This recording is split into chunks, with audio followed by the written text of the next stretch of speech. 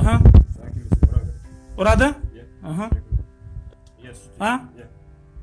1000 теңге, 2000 теңге өткендегілерді? Соларға беріп жүрсің ба?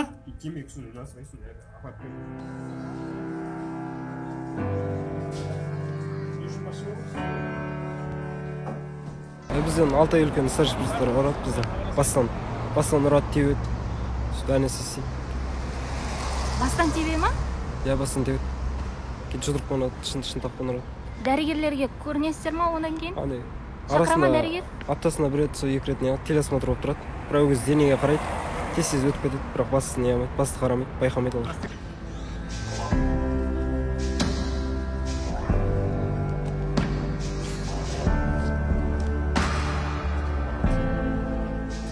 Бес айдан бері балам айтпай келген.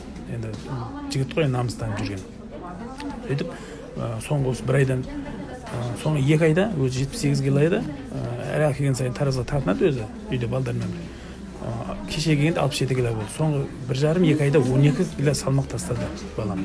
Баламның өзінің бойында өзгеріс білем ғой. Содан кейін мен жан неғып сұрадым, айтуын өтіндім. Балам қалай болғанын бәрін жылап тұрып айтты. Кінәлілер жазасын алсын. Менің талабым сол. Мен баламды әскерге ұрып соғу үшін әкелген жоқпын.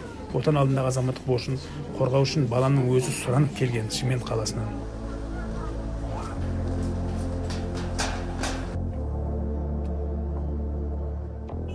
Ондай кез қылықтар бар деп санамаймын, ондай жоқ бізде. Басымнан ұрады дейді. Өтірік айтып тұр ма сонда сіздің ше?